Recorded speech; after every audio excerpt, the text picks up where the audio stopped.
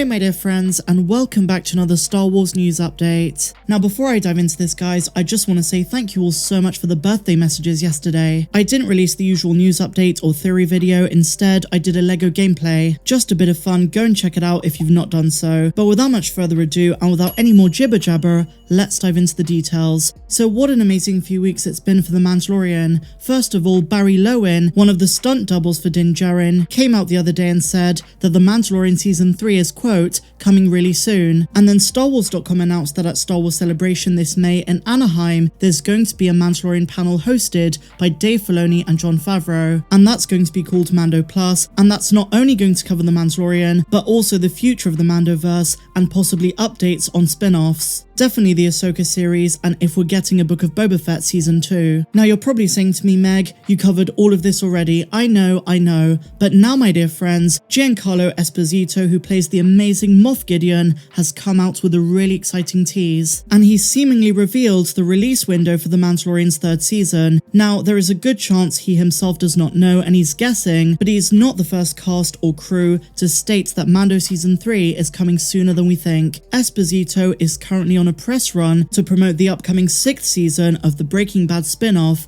Better Call Saul. And during an appearance on the Rich Eisen show, Giancarlo was asked by the host when he and his children could expect to see the third season of Mando, to which Giancarlo quickly responded saying, "You'll get it soon. I've got a little few things to do in regards to that, to put some finishing touches on what I do, but I believe it'll be sometime this summer, no date set, but coming soon." So he did explicitly say a summer release window. Now this is admittedly a little bit strange because filming only just wrapped a couple of weeks ago, and post-production usually takes about 7 months, so a summer release is really surprising and admittedly very soon. Personally, I don't expect to see the season release until later in the year, given the amount of time needed in post. And of course the fact that the Disney executive revealed that Andor is going to be the late summer / early fall release. For the first 2 seasons of the show, The Mandalorian has typically released 11 to 13 months after filming began. So if Disney and Lucasfilm follow this same trajectory once again, a late fall release for The Mandalorian seems likely, and at the very earliest, we'll get it in October. But as we've said in the past, the majority of reports say December, kind of like the Book of Boba Fett last year. The good news is that Lucasfilm has been ramping up promotion on its projects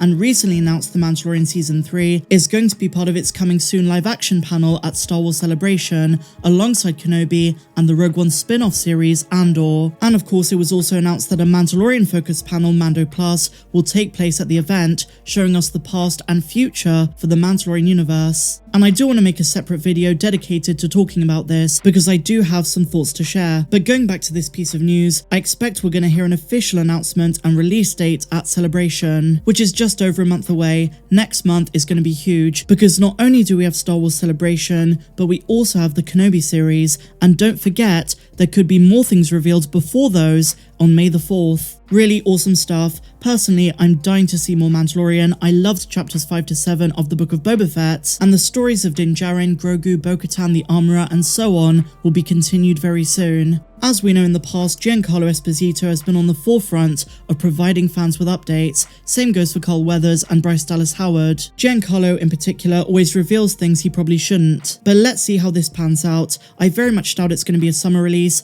but this is very exciting if true. We've also got to consider the fact that he was talking off the cuff. He was asked very casually and responded candidly. He probably heard it's coming soon and thought summer is probable. I wouldn't say that he knows or revealed an official release date. But that's not the only thing that Giancarlo Esposito revealed. He says that he filmed his scenes for The Mandalorian Season 3 rather late, and by the sounds of things, he was involved in reshoots. I think it's going to be that we're not going to see him for the first half of the season, but he's going to appear in his pinnacle role near the end, something really important to do with the Imperial Remnant. As we know, according to the recent leaks by Making Star Wars Net and also Bespin Bulletin, it seems like there's a lot of things to sort out on Mandalore, notably Din Djarin's atonement ceremony and issues surrounding the other clans. We're really going to the heart of what this show is about. So I can see why Giancarlo as Moff Gideon might not have been involved in those earlier episodes, but I'm sure when he appears, he's going to be one of the most important elements on the screen. We do expect there to be quite a heavy Imperial Remnant story in Season 3. This was teased by recent set photos, and they also need to continue what was teased in Chapter 12, The Siege. What is the Imperial Remnant really planning, and how does this come into Palpatine's contingency plan and the inevitable rise of the First Order? And to this extent, the New Republic's role is also going to be significant. I really don't think we've seen the last of Carson Teva and Trapper Wolf, and of course others like Lieutenant Reed and other members of the New Republic. Now, Giancarlo filming late for The Mandalorian towards the end of production is also due to the fact that he was busy in New York filming for other things, but if he was not mandatorily required on set for much of the production of season 3, then it shows he's probably only in a couple of episodes, but that's all he needs. He's an amazing villain, and his impact and presence can be felt even when he's not on screen. I've said it before and I'll say it again, I think Moff Gideon is one of the most important and powerful villains in the Disney Star Wars era, and I'm loving these few years after Return of the Jedi. So much story has been told, and so much is still to come. And I think the best thing that Favreau and Filoni have done is to use Moff Gideon sparingly, because you never forget a single appearance by him. He doesn't appear too much generally speaking, but when he does, he is there to leave his mark, and the mystery surrounding him and his past is truly something I want to know more about. So let me know in the comments down below, are you looking forward to The Mandalorian season 3? What kind of things do you expect to happen? And what is in the cards for Moff Gideon now that he's arrested by the New Republic? I'm sure he's going to break out, and he's probably out for revenge.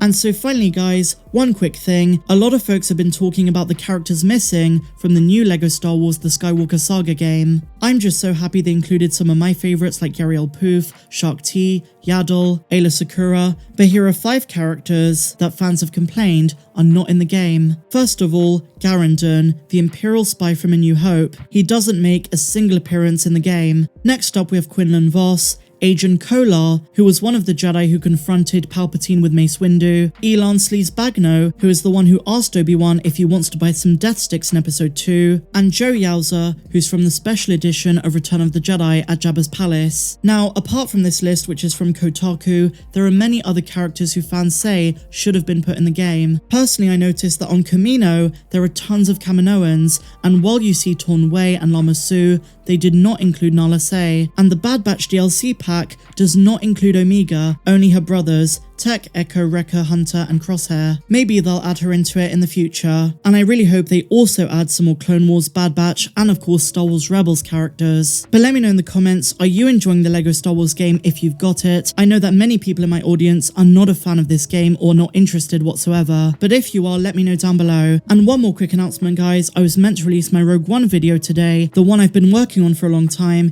It's almost ready. There are a few touch-ups I need to do and a little bit more editing, but I promise it is coming, so if you were waiting for it, all I ask is a little bit more patience. Thank you all so much, and with that said my dear friends, that brings us to the end of this Star Wars news update.